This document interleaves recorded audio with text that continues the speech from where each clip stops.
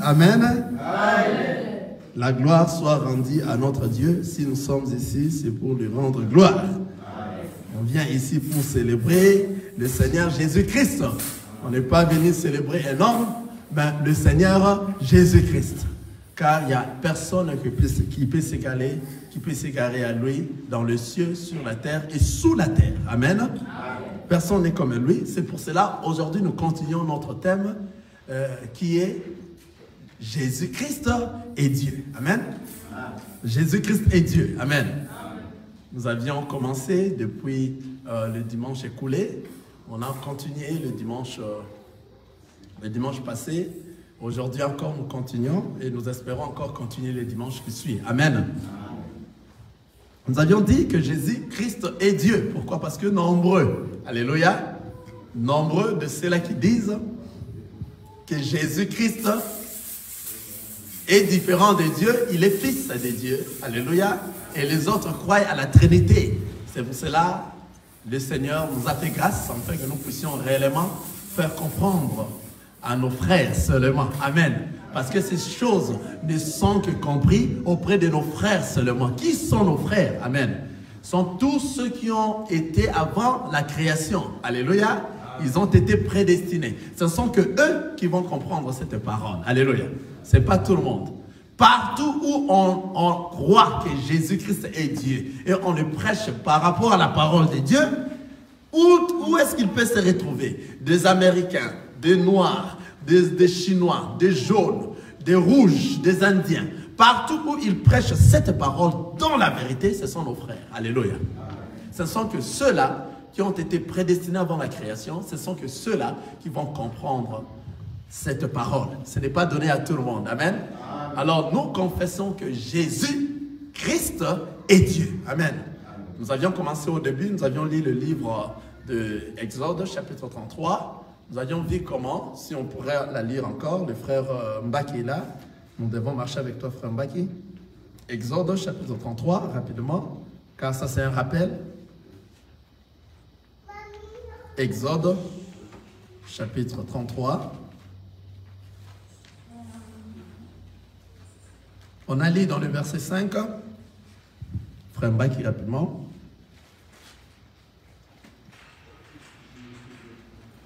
Exode, chapitre 33, le verset 5. Nous lisons jusqu'au verset 6.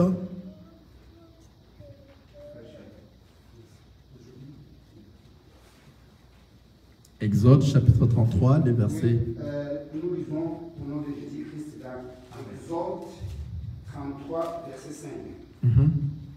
Et l'Éternel dit à Moïse, dis aux enfants d'Israël, vous êtes un peuple au rite. Si j'ai monté un... Je m'excuse, vous pourrez aller monter dans l'Exode 33. Ça, c'était Exode 34, le verset 5. Allons-y dans Exode 33, le verset 19. Oui. Un fait. Exode 33, verset 19. Oui, amen. Oui, nous lisons. L'Éternel répondit, je ferai passer devant toi toute ma bonté et je proclamerai devant toi le nom de l'Éternel. Je fais grâce à qui je fais grâce et miséricorde à qui je fais miséricorde. Voilà. Est-ce que vous pourrez relire encore le verset 18, après vous descendez jusqu'au verset 20? Oui. Moïse dit, fais-moi voir ta gloire. L'Éternel répondit, je ferai passer devant toi toute ma bonté et je proclamerai devant toi le nom de l'Éternel. Je fais grâce à qui je fais grâce et miséricorde à qui je fais miséricorde. L'Éternel dit, tu ne pourras pas voir ma face, car l'homme ne peut me voir et vivre. Amen. Amen. Voilà, donc c'est-à-dire c'est là où nous avions commencé la fois passée, dans Exode 33, le verset 19. On a lu dans le verset 18, là où Moïse disait à l'Éternel, fais-moi voir ta gloire. Alléluia. Amen. Moïse demandait à l'Éternel qu'il puisse voir en réalité sa face. Amen. Moïse voulait voir la face de Dieu. Amen. Mais Dieu, parce qu'il est puissant, il ne peut pas se faire voir aux hommes comme ça. Et sa puissance ne peut pas, personne ne peut le voir. C'est pour cela, dans le verset 20, il a souligné, l'Éternel dit, tu ne pourras pas voir ma face car l'homme ne peut me voir et vivre. Personne ne peut voir Dieu et vivre. Amen. Mais qu'est-ce que Dieu avait répondu à Moïse? Dieu l'a dit ceci dans le verset 19. L'Éternel répondit, je ferai passer devant toi toute ma bonté et je proclamerai devant toi le nom de l'Éternel. Je fais grâce à qui je fais grâce et miséricorde à qui je fais miséricorde. C'est-à-dire le Seigneur a promis maintenant à Moïse qu'il lui fera passer devant lui toute sa bonté, afin que Moïse arrive quand même à voir Dieu. Mais maintenant, comment voir Dieu? Alléluia. Donc nous venons dans tout ça pour faire comprendre que le Seigneur, par ses habitudes, il se faisait déjà voir auprès de son peuple en prenant un corps. Quelqu'un voit ça? C'est pour cela, la fois passée, pour se souvenir, nous avions parlé que lorsque Dieu était venu visiter qui? Abraham. Amen. Il a pris un corps afin qu'Abraham puisse voir Dieu. Et lorsque Dieu est venu visiter Abraham, c'est le même Dieu qui était avec Abraham et c'est le même Dieu qui était aussi au ciel assis dans son trône. Alléluia. Donc ils ne sont pas deux. Amen. Toujours dans l'esprit de faire comprendre que il n'y a pas de Trinité, Dieu le Père, le Fils et le Saint-Esprit. Ça, ce sont les hommes qui ont pensé comme ça parce qu'ils ont vu la dispensation de Dieu et ils ont compris que non, par rapport aux pensées humaines, qu'il y a trois. En réalité, Dieu est unique. Il est le seul et lorsque nous allons aller au ciel, lorsque nous serons enlevés, nous ne verrons qu'un seul trône. Il n'y aura pas trois trônes. Amen. Il n'y a pas deux dieux, le Père et le Fils. Mais aujourd'hui, je vous dis, vous êtes dans un bon adresse, afin que vous compreniez encore beaucoup de choses cachées qui sont dans la parole de Dieu. Alléluia.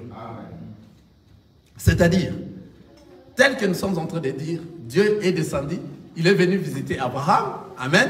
Abraham l'a vu physiquement comme ça. Pourquoi? Parce que Dieu a pris un corps, n'est-ce pas? Et c'est le véritable Dieu lui-même qui est dans le ciel, c'est lui-même qui était venu causer avec Abraham. De la même manière aussi, il a fait et il a promis à Moïse qu'il va passer devant lui toute sa bonté. Amen.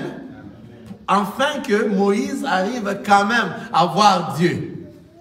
C'est-à-dire, Dieu, pour qu'il se fasse voir parmi son peuple, il doit porter un corps. Amen. Tout ça, c'est ce que nous avions déjà dit dans des séances que nous étions avant. Alléluia. Il doit porter un corps. Amen. Maintenant, le corps qu'il lui doit porter, ça va dépendre de lui, de quel corps va-t-il porter. C'est lui parce qu'il est Dieu dans sa puissance. Il peut prendre n'importe quel corps il porte. Et c'est dans ses habitudes. Il le faisait depuis longtemps. Dieu peut prier Dieu. Amen. Il faisait ça depuis longtemps. Donc Dieu peut prier Dieu. Comment? Dieu peut prier Dieu seulement lorsqu'il prend un corps, lorsqu'il porte un corps sur la terre. Maintenant, le corps qui est sur la terre peut maintenant prier le corps et le Dieu qui est invisible dans les cieux. Vous comprenez? C'est pour cela qu'il avait promis à Moïse que je passerai devant toi toute ma bonté. Alléluia. Nous allons encore relire dans le verset Exode 34 maintenant. Le verset 5, là où nous avions commencé, là où je me suis un peu... 34, le verset 5, vous allez voir maintenant comment est-ce que Dieu, en prenant un corps, et il était en train de prier Dieu depuis longtemps. Ça, ce sont juste des rappels pour entrer dans le sujet d'aujourd'hui, pour entrer de ce que nous allons parler aujourd'hui. Amen.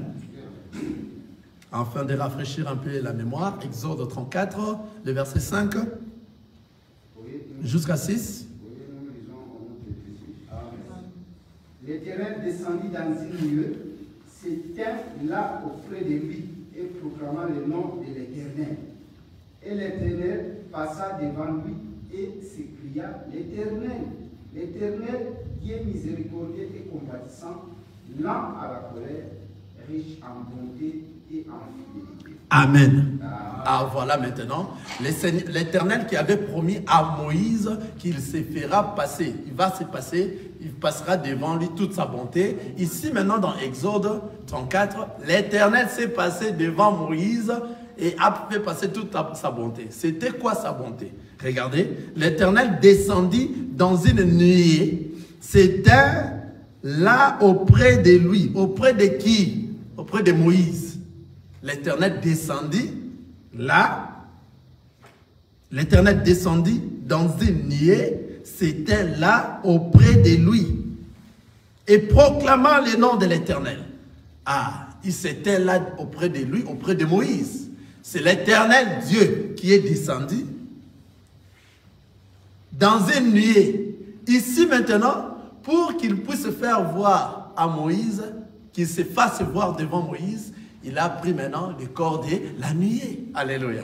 Moïse voyait la nuée, mais Moïse ne pouvait pas voir l'Éternel, car personne ne peut voir Dieu et vivre.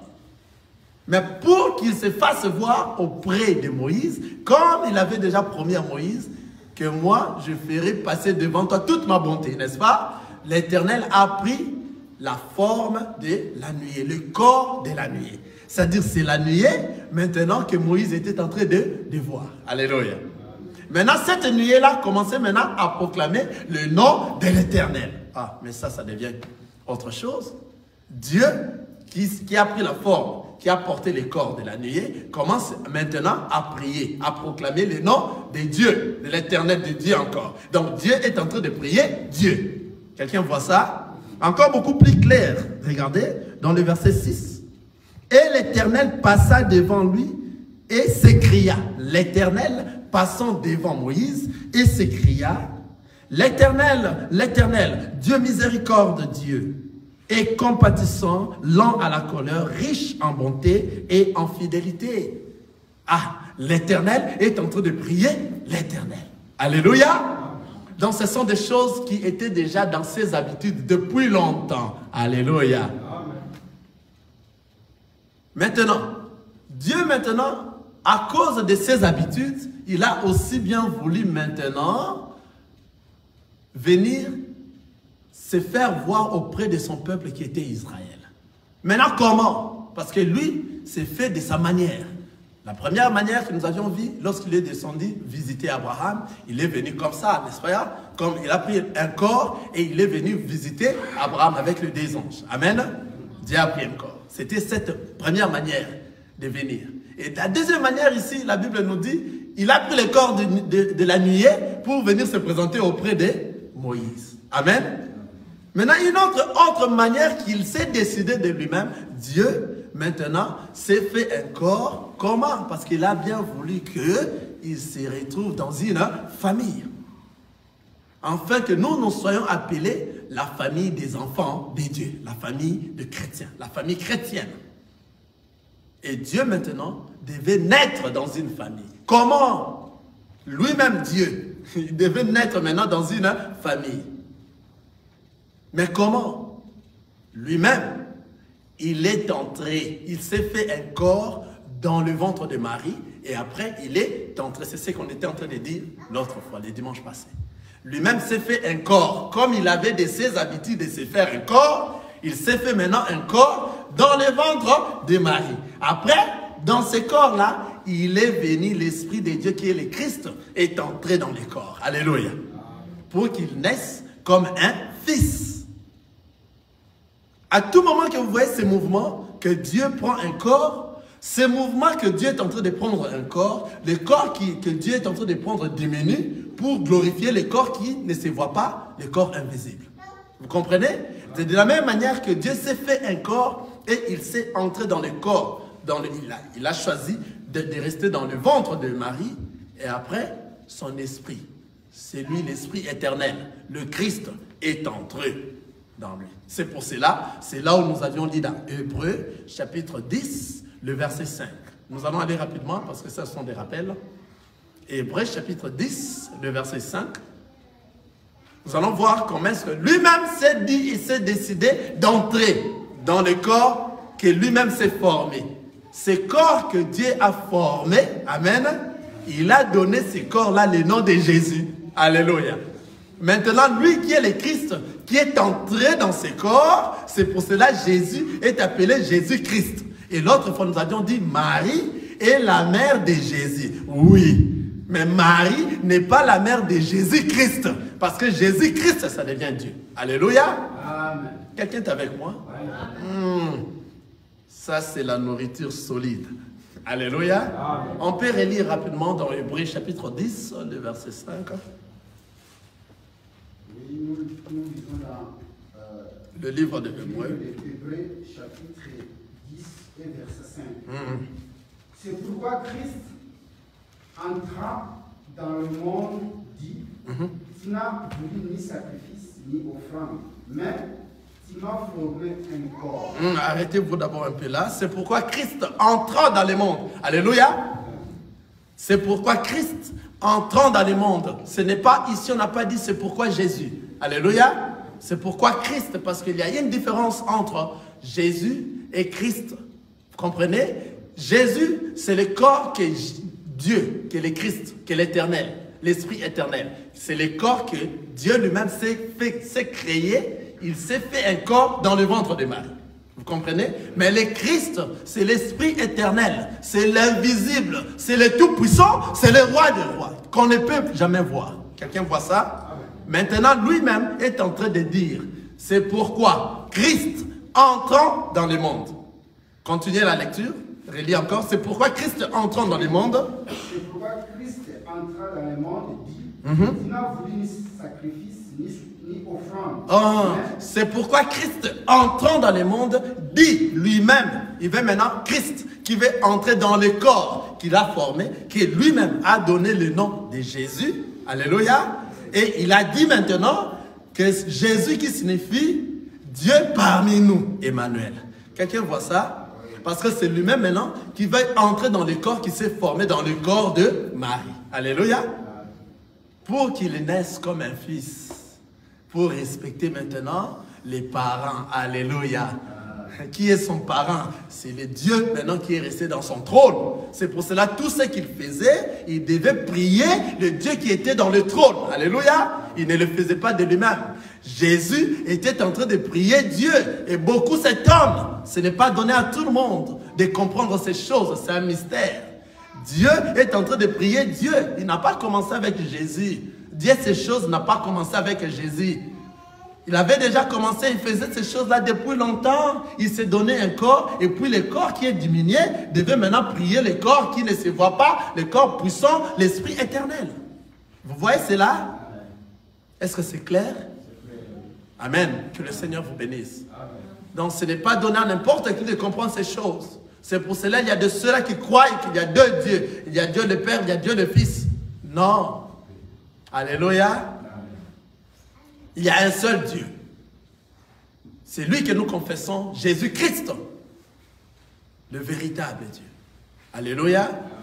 C'est lui que nous confessons. C'est pour cela, lorsqu'il naît maintenant en forme de fils, il doit obéir à son papa, à son père. Vous voyez? Son père qui est Dieu. Et il fera tout ce que son père est en train de dire. Il va prier son père. Il va prier Dieu. Parce que c'est dans ses habitudes. Il prenait un corps pour prier. Donc, c'est-à-dire, pour que Dieu puisse prier, il faut que Dieu prenne un corps. Quel est le corps que lui, il a choisi en Israël? Il a choisi le corps qu'il a donné le nom de Jésus. Alléluia. Maintenant, ce corps qui est maintenant le nom de Jésus, qui est le Fils, qui doit maintenant prier le Père. Alléluia. Qui va prier le Père. Des Corinthiens, je vois un passage qui m'arrive, Corinthiens. Alléluia. Ça, ce sont des choses, si vous comprenez ces choses, que le Seigneur vous bénisse. Vous ne serez plus embrouillés. Il y a un verset qui m'est arrivé, qui m'échappe un peu.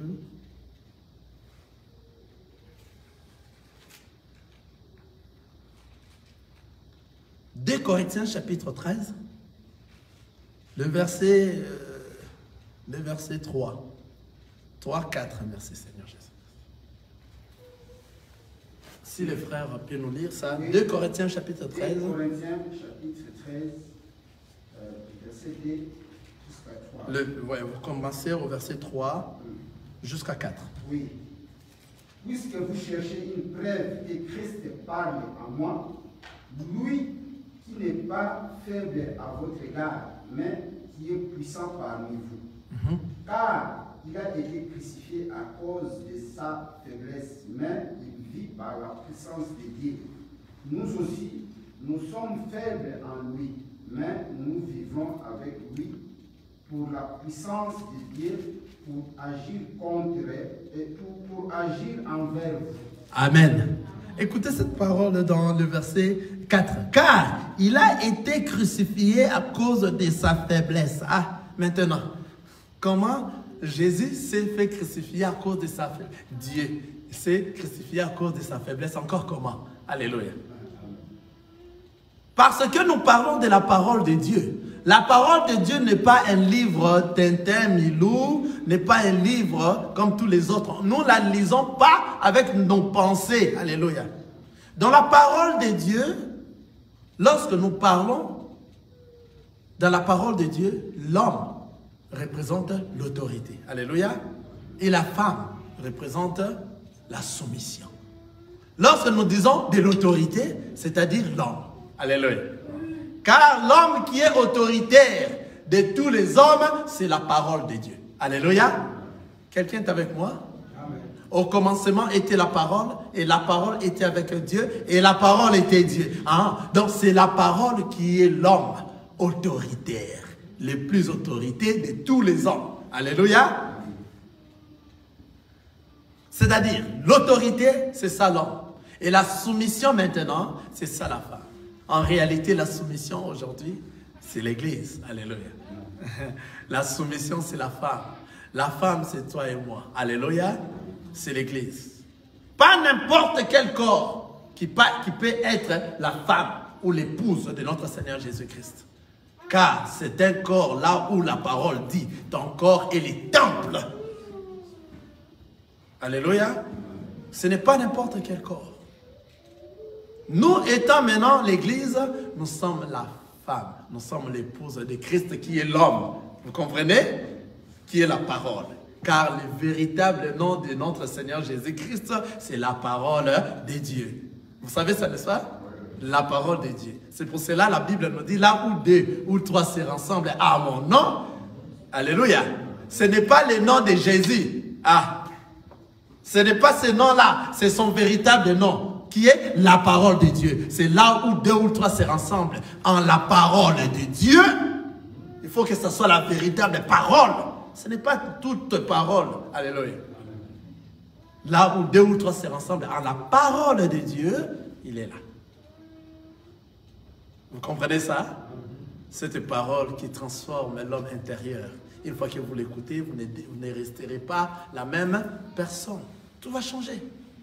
Tout va changer. Tu es devenu une nouvelle créature. Vous voyez? Maintenant, la femme qui est la faiblesse. La femme dans la parole de Dieu, c'est la soumission, c'est la faiblesse. L'homme dans la parole de Dieu, c'est l'autorité et c'est la force. C'est pour ça, dans la parole de Dieu, lorsque nous parlons de la femme et de l'homme, nous utilisons souvent l'autorité et la soumission, la force et la faiblesse. Maintenant, Dieu, pour qu'il puisse venir mourir, afin que nous puissions avoir la vie, il faut qu'il se fasse faible. Ah, quelqu'un a vu ça? C'est les Écritures que nous venons de lire. 2 Corinthiens, chapitre 13, le verset 4. Je les relis. Car il a été crucifié à cause de sa faiblesse, mais il vit par la puissance de Dieu. Ah, donc Dieu devait se faire faible. C'est quoi la faiblesse de Dieu?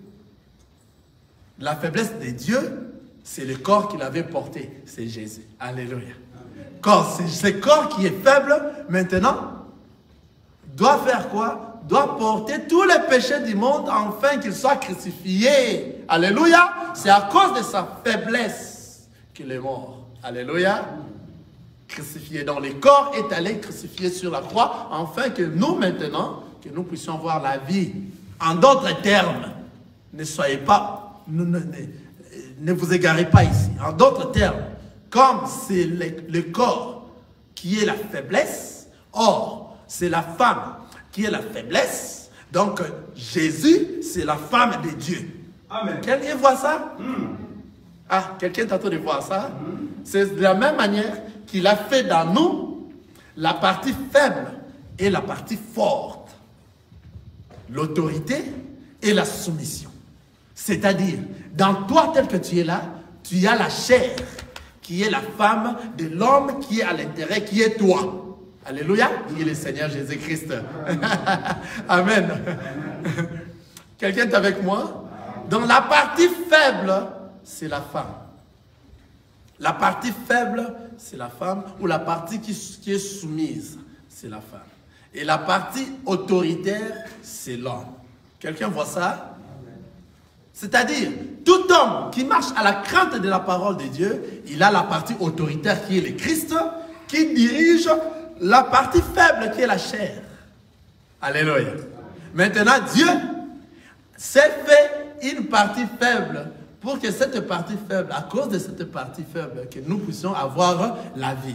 Quelle est cette partie faible? Le nom de la partie faible que Dieu s'est fait, c'est Jésus. Quelqu'un voit ça? La partie faible que Dieu s'est fait, c'est Jésus. Jésus, c'est la partie faible de Dieu. C'est pour cela que cette écriture nous dit, car il a été crucifié à cause de sa faiblesse. Comment Dieu peut être faible s'il reste dans son trône? Non, il ne peut pas être faible en restant dans son trône. Pour qu'il devienne faible, pour qu'il devienne soumise à celui qui est maintenant dans le trône, il faut qu'il se fasse un corps sur la terre. Alléluia. Dieu qui ne se voit pas, il faut qu'il porte un corps. Maintenant, le corps qu'il avait porté, c'est ça, Jésus. Et c'est à cause de ce corps-là qu'il est maintenant allé, à cause de sa faiblesse, il a accepté maintenant d'aller mourir sur la croix, afin que toi et moi, nous soyons sauvés. Nous, les enfants de Dieu, on ne s'étonne pas. Lorsque nous voyons dans les Écritures, Dieu, Jésus est en train de prier Dieu. C'est-à-dire, le corps là, que Dieu s'est fait est devenu, c'est réduit par rapport à celui qui est resté au ciel. Et ce corps-là, maintenant, doit prier celui qui est dans le ciel. Et il y a un seul Dieu. Il n'y a pas deux.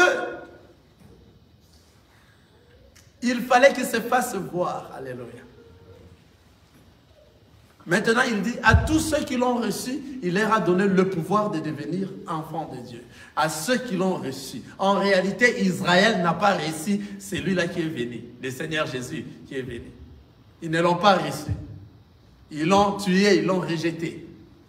En croyant que ce sont eux qui sont en train de faire ça. Or, Dieu ne peut pas être tué par un homme. Quelqu'un me comprend? Alléluia. Donc, Jésus n'a pas été tué par les soldats romains. Si nous disons ça, nous mentons la parole de Dieu. Parce que les soldats romains n'étaient pas encore là, mais les prophètes ont déjà prophétisé que Jésus viendra, le Fils. Alléluia. Lorsqu'il viendra. Alléluia. Ils avaient déjà prophétisé cela. Qu'il viendra, il naîtra d'une femme qui sera vierge. Et cette femme-là va mettre au monde un fils. Ils ont déjà dit toute la vie de Jésus. Alors, on avait déjà dit la vie de Jésus. Comment un homme peut tuer ça? Donc, c'était déjà programmé par lui-même. Alléluia. Quelqu'un voit ça? Ça a déjà été prophétisé.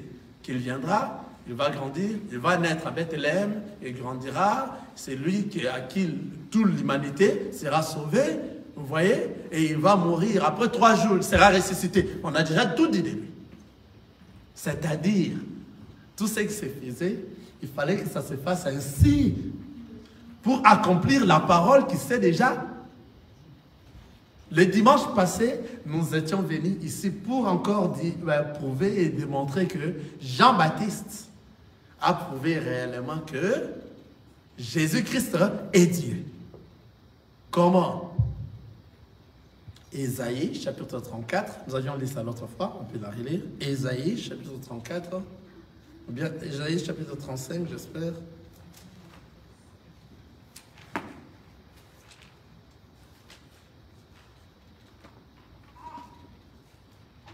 Ésaïe,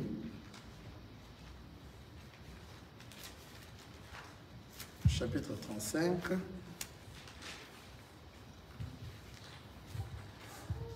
Nous avions dit, Jean-Baptiste aussi a prouvé que Jésus est Dieu.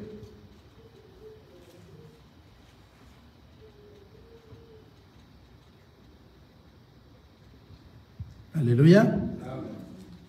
Nous sommes dans Ésaïe, chapitre 35. J'espère. Les dimanches passés, nous avions parlé de ça aussi. Dans le verset 4. Je commence au verset 3. Fortifiez le main languissante et affermissez le genou qui chancelle.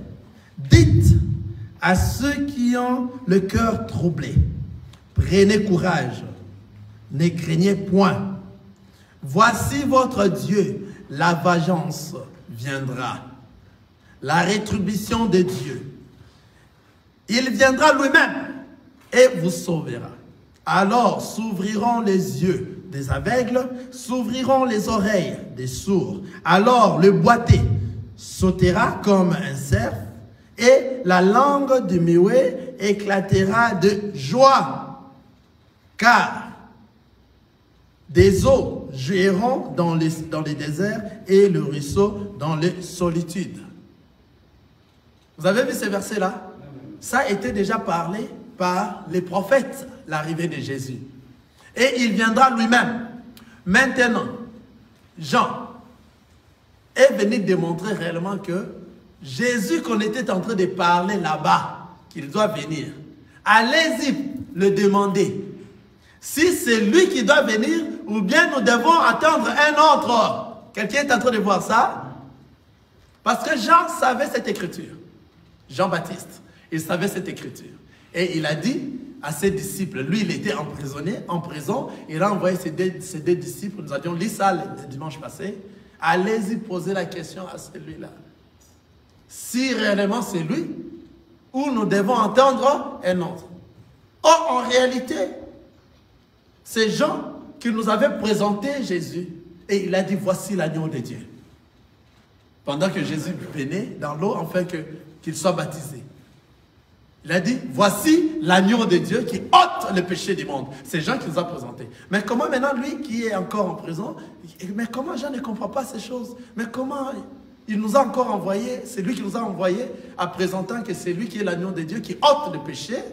Mais comment encore il nous dit d'aller lui poser la question si c'est lui qui devait venir ou bien nous devons en attendre un autre.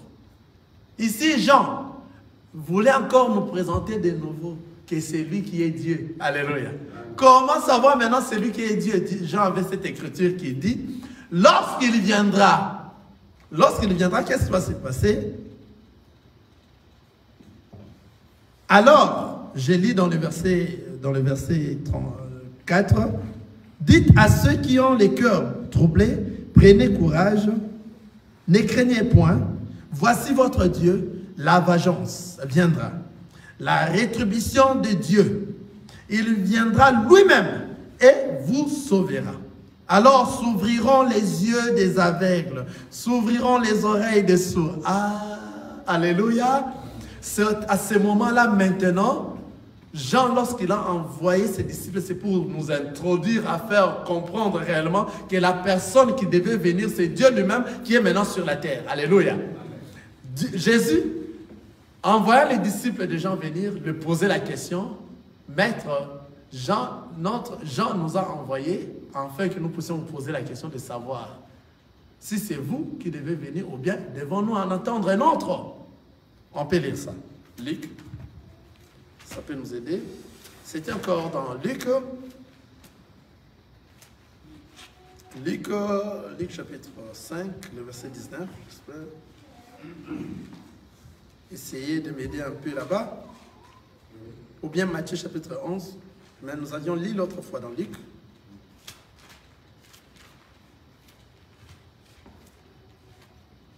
Celui qui est prêt déjà peut m'aider. Dans Luc chapitre 5, verset 19. Luc chapitre 5. Voyons voir. Amen.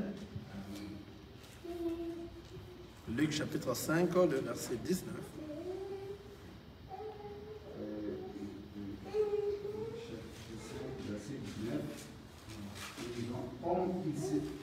Il ne savait pas où l'introduire. Non, j'espère que ce n'est pas ça. C'est 7. Luc chapitre 7, Chapitre 7. le verset 19. Merci. Merci, frère Chay. Il en appela des et les envoya vers Jésus pour lui dire, est-il celui qui doit venir ou devons-nous attendre un autre? Arrivés auprès de Jésus, ils dirent, Jean-Baptiste nous a envoyés vers toi pour dire, est-il celui qui doit venir ou devons-nous attendre un autre? À l'heure même, Jésus guérit plusieurs personnes des maladies, d'infirmités et d'esprits malins, et il rendit la vie à plusieurs aveugles. Et il leur répondit, allez rapporter à Jean ce que vous avez vu et entendu. Les aveugles voient, les boiteux marchent, les lépreux sont purifiés, les sourds entendent, les morts résistent. La bonne nouvelle est annoncée aux pauvres. Amen. Ah, donc c'est-à-dire pour savoir que c'était Dieu lui-même qui est sur la terre, il fallait que Jean puisse écouter ce que les disciples l'ont apporté. Alléluia. Et Jésus lui-même, pour montrer à Jean et au monde entier que c'est moi, à qui les prophètes ont dit que je viendrai moi-même, je suis là. Quels sont les signes qui prouvent que c'est lui réellement? C'est lorsque vous allez voir les boiteux vont marcher, les aveugles vont voir, les sourds vont entendre. C'est à ce moment que nous allons reconnaître, oui, c'est Dieu. Parce que ça a déjà été dit, que lorsque lui-même viendra, quels sont les signes? Les sourds entendront, les aveugles verront, les boiteux vont marcher.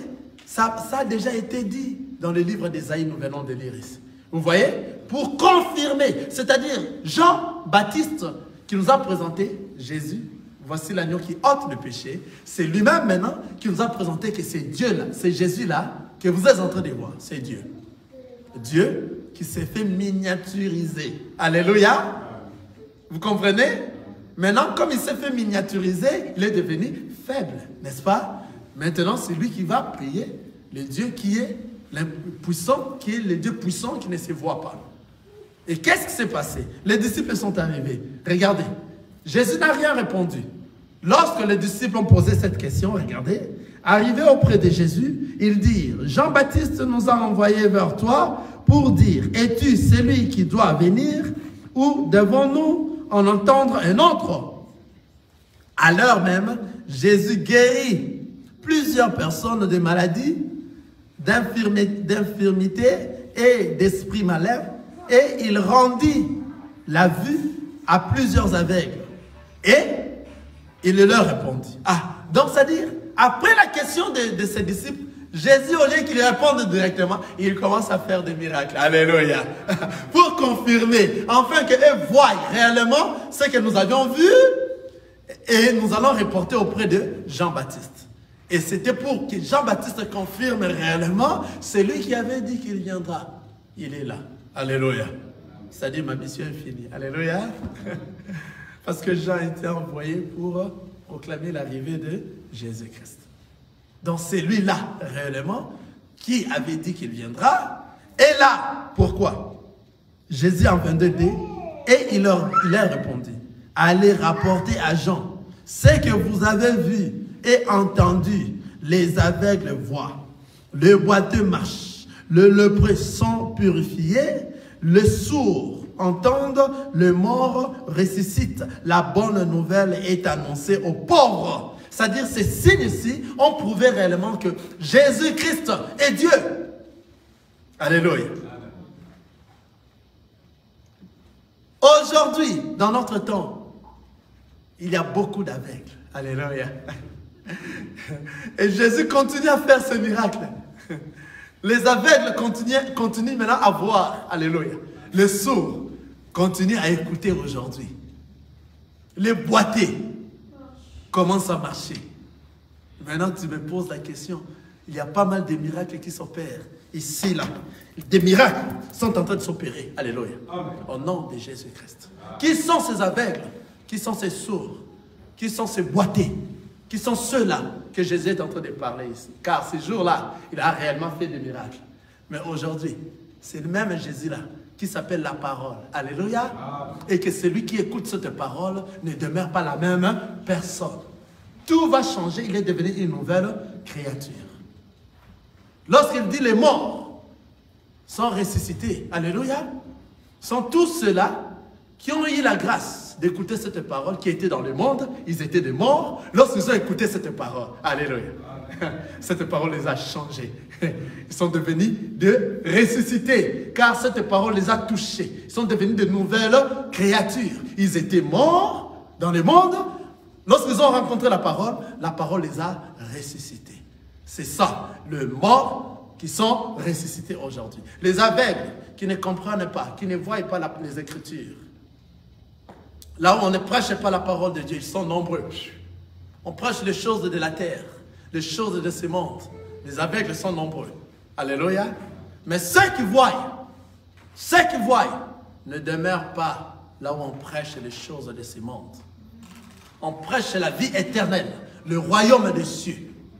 Ce sont ceux-là qui voient les Écritures. Ce sont ceux-là qui étaient aveugles. Lorsqu'on leur apporte la vraie parole, cette parole va leur ouvrir les yeux. Ah, ils vont comprendre. Waouh!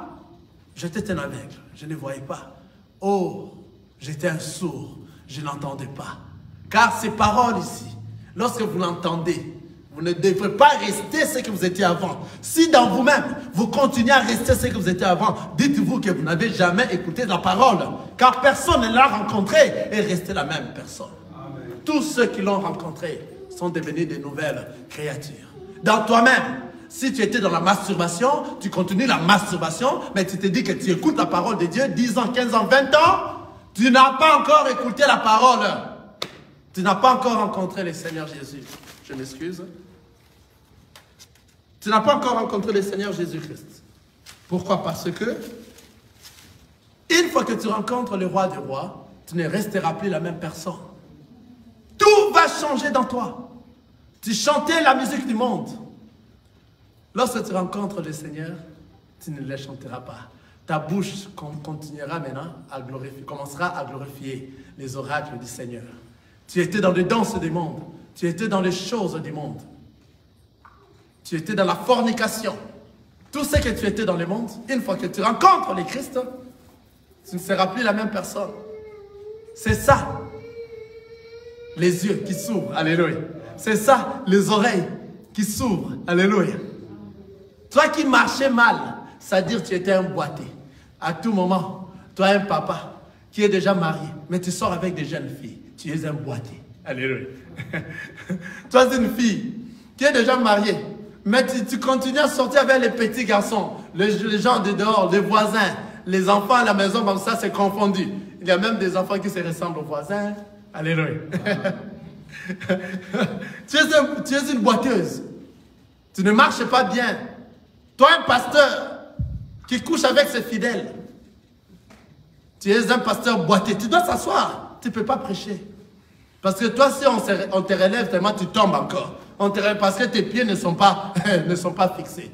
Mais Jésus-Christ qui est la parole, lorsque tu touches, lorsque tu les rencontres, alléluia, les boités vont marcher. Alléluia. Une fois que tu rencontres le Seigneur Jésus, toi qui étais boité, tu vas marcher. Et lorsque tu marches, tu entres dans le chemin, c'est un chemin qui a le sens unique, le chemin de la vérité. Et à la fin de la vérité, tu as la vie éternelle. Quelqu'un voit ça? Amen. Dans les boités qu'on était en train de dire ici, Jésus était en train de faire tout ça. C'est ce qui se passe aujourd'hui. La vraie parole qui va te transformer, qui te transforme, que lorsque tu rencontres cette parole, tu ne peux pas demeurer la personne qui était avant. Tout va changer. Et le monde va commencer à se moquer de toi. Osayuma. Oui, dans le Seigneur, je suis un Yankee. Dans le monde, je suis Yuma. Alléluia. Toi qui étais dans les on dit ça comment en français? La calomnie. Une fois que tu rencontres le Christ. Toi qui ne voulais pas que l'autre réussisse, dans toi, ça sera rempli de l'amour, la joie et la paix dans ton cœur. Vous voyez, c'est différent. C'est différent. Et tu auras maintenant les discernements. Ce n'est pas n'importe parole que toi tu peux aller suivre. C'est pas n'importe... Parce que toi, tu auras les discernements du bien et du mal. Tu vas discerner que cette parole, on parle des choses du monde, ça ne va pas m'amener au ciel. Cette parole, on parle de la vie éternelle. Ce n'est que ça que nous nous rassemblons lorsque nous sommes ici. Alléluia. Amen. Ce n'est qu'à cause de ça. Alléluia. Amen. Ici, c'était juste une parenthèse pour savoir qui sont les aveugles aujourd'hui, qui sont les boités. Alléluia. Pour dire que Jésus continue son travail. Alléluia. La parole continue son travail. La parole continue à ressusciter les morts, les gens qui étaient dans le monde, qui viennent dans le Seigneur Jésus-Christ. Et une fois que tu es ressuscité, alléluia, tu es ressuscité pour ne plus mourir. Car les enfants de Dieu ne meurent pas.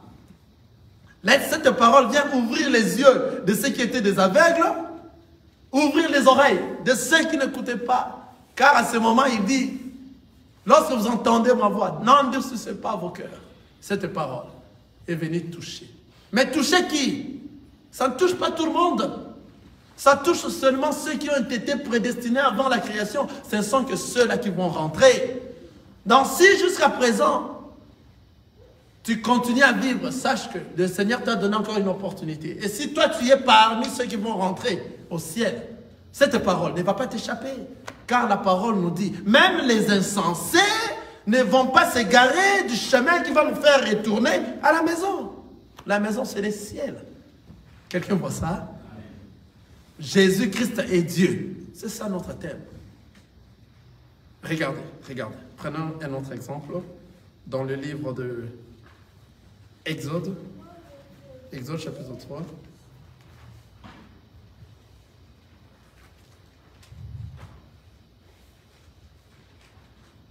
Exode chapitre 3.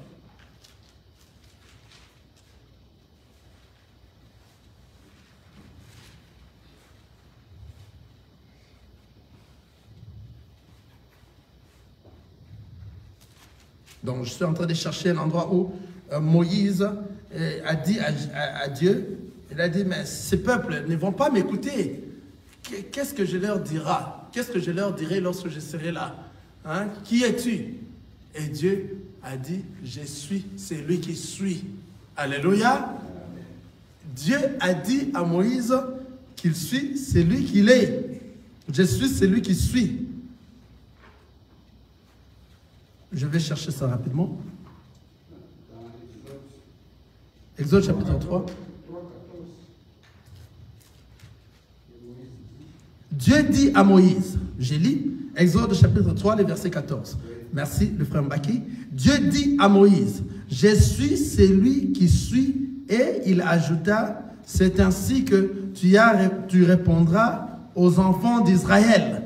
Je peux commencer un peu au-dessus, je prends le verset 12. Dieu dit, je serai avec toi et ceci sera pour toi le signe que c'est moi qui t'envoie. Quand tu auras fait sortir d'Égypte le peuple, vous servirez Dieu sur cette montagne. Moïse dit à Dieu, j'irai donc vers les enfants d'Israël et je leur dirai, le Dieu de vos pères m'envoie vers vous. Mais s'ils me demandent quel est son nom, que leur répondrai-je? Dieu dit à Moïse, je suis celui qui suis. Et ajouta, c'est ainsi que tu répondras aux enfants d'Israël. Je suis celui qui suis. Celui qui s'appelle je suis. Celui qui s'appelle je suis m'a envoyé vers vous. Alléluia. Amen. Jésus encore a redit ces choses lorsqu'il est venu sur terre. Jean. Jean chapitre 8. Merci Seigneur Jésus.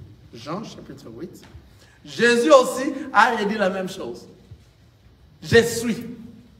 Vous vous souvenez, non? Lorsqu'on était en train de poser à Jésus, et Jésus a dit, Abraham, ma vie, Abraham tressaillit de joie lorsque ma vie, allons-y, on va dire ça, Jean chapitre 8, pour confirmer que Jésus-Christ est Dieu. Alléluia. Tout ce qu'il faisait, il ne le faisait pas de lui-même. Pourquoi? Parce qu'il était Dieu maintenant, il s'est fait miniaturiser. Et le Dieu qui s'est fait miniaturiser, c'est pour qu'il se fasse voir parmi son peuple. Il doit prier le Dieu qui est dans les cieux. Alléluia. Regardez, Jean chapitre 8. On va terminer bientôt. Jean chapitre 8. Cherchons ça.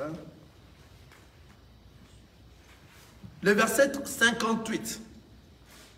Jésus leur dit, je commence à 56, Abraham, votre père, a tressailli de joie de ce qu'il verrait mon jour.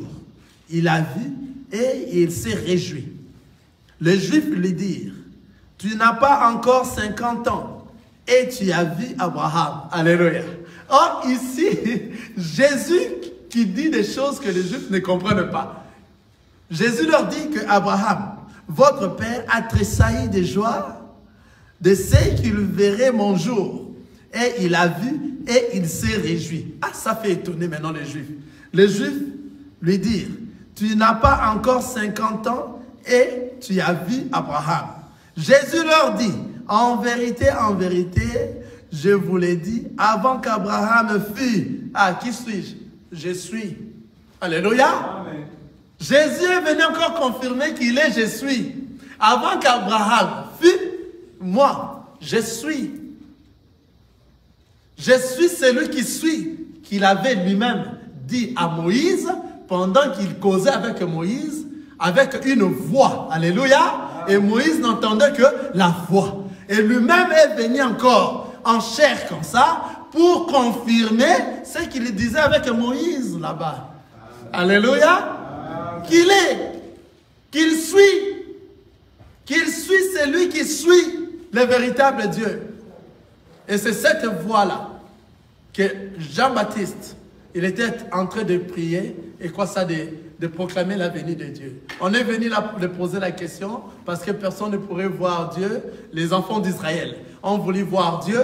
Ils sont allés, ils ont écouté la voix. Alléluia. Car personne ne peut voir Dieu et vivre. Et Dieu, pour se faire voir, il s'est manifesté. Ce que nous sommes en train de dire ici, il a pris un corps. Et le corps qu'il a pris, c'est le corps de Jésus. Ce corps-là, c'est par rapport à ce corps qu'il est allé sur la croix, afin que nous puissions avoir la vie. Le Christ qui est l'Esprit éternel ne meurt pas. Vous voyez? Maintenant, Abraham, ici, lorsque Jésus est en train de dire « Je suis celui qui suit », c'est juste pour confirmer réellement qu'il est le véritable Dieu. Alléluia. Et nous avions lu encore la fois passée, nous allons terminer par là. Que la voix que Jean-Baptiste écoutait, et la voix que Jean-Baptiste était en train de prêcher, il prêchait. Lorsqu'on est venu lui poser la question, on l'a demandé, qui es-tu? Il a dit, je suis la voix. Cette voix-là n'était pas Jean-Baptiste, c'était le Christ. C'était la voix qui criait dans les déserts. Amen. C'est cette voix-là qui crie aujourd'hui. C'est cette voix-là. Lorsque tu entends cette voix, n'endurcis ce point ton cœur. Alléluia. Nous allons encore lire aujourd'hui 1 Jean chapitre 20, 1 Jean chapitre 5, 1 Jean chapitre 5, le verset 20. Pour terminer, nous allons continuer et nous allons entamer le livre d'Apocalypse le dimanche prochain pour confirmer toujours que Jésus-Christ est Dieu. Amen. Il ne faut plus jamais, avant lorsque tu étais en train de le dire, tu le disais parce que les gens le disent.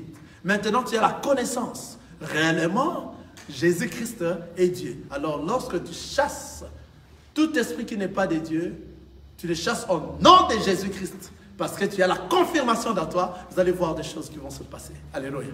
Parce que tu comprends ce que tu es en train de dire. Alléluia. 1 Jean chapitre 5, le verset 20.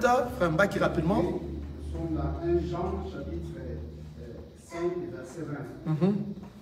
Nous lisons, nous savons aussi que le Fils de Dieu est venu et qu'il nous a donné l'intelligence pour connaître les véritables.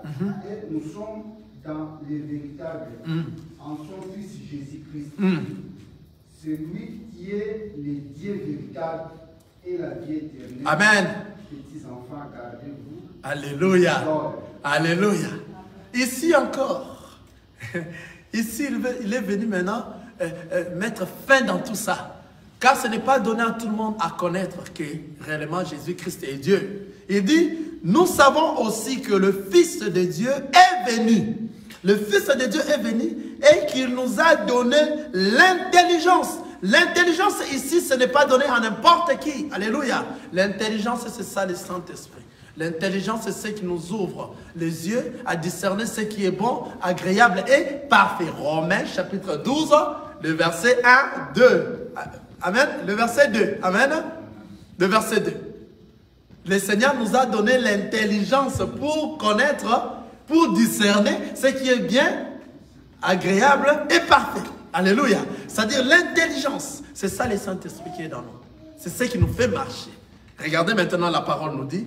Nous savons aussi que le Fils de Dieu est venu et qu'il nous a donné l'intelligence pour connaître le véritable. Ah, ce n'est pas donné à tout le monde pour connaître le véritable. Il faut que le Fils de Dieu te donne l'intelligence. Or, le Fils de Dieu, c'est la parole de Dieu. Ce n'est pas n'importe quelle parole. C'est la véritable parole. La parole pure. Exacte, avec justesse. C'est cette parole qui donne l'intelligence de connaître quoi? Le véritable. Amen. Je continue. Et nous sommes dans le véritable, en son Fils Jésus-Christ. Tout celui qui est en réalité dans le véritable, il ne l'est pas seul. Il est en son Fils. Donc, son Fils Jésus-Christ qui est la parole de Dieu. Si tu es dans le véritable, c'est-à-dire tu es dans la saine parole, dans la parole pure de notre Seigneur Jésus-Christ. C'est ce que toi tu es maintenant, le véritable. Et maintenant, en son Fils Jésus-Christ, c'est lui, son Fils Jésus-Christ, la parole dit, c'est lui qui est le Dieu véritable et la vie éternelle. Donc, son Fils Jésus-Christ qui est le véritable Dieu. Et c'est Jésus-Christ qui est la vie éternelle. Il y a pas mal de versets à l'intérieur, mes frères. Alléluia. Ne vous en trompez plus de ça. Si quelqu'un vient, vous lui donnez des versets. Alléluia. Il y a pas mal de versets à l'intérieur. Qui dit que Jésus, c'est la vie éternelle. Celui qui n'a pas Jésus n'a pas de vie. C'est-à-dire que ce n'est pas tout le monde qui vit. Alléluia. C'est pour cela que j'ai répondu rapidement à un frère qui m'a posé la question si Dieu reçoit les prières des païens. J'ai dit non. Pourquoi? Parce que les païens ne vivent pas. Car celui qui n'a pas Jésus n'a pas de vie. Quelqu'un voit ça? C'est vrai que celui qui a Jésus qui a la vie. Un païen qui n'a pas Jésus, il n'a pas de vie. Il ne vit pas. Il est dans le monde. C'est un homme qui est mort. Il faut qu'il reçoive Jésus, qui est la parole de Dieu, qui va ressusciter les morts. Que le Seigneur vous bénisse. Amen.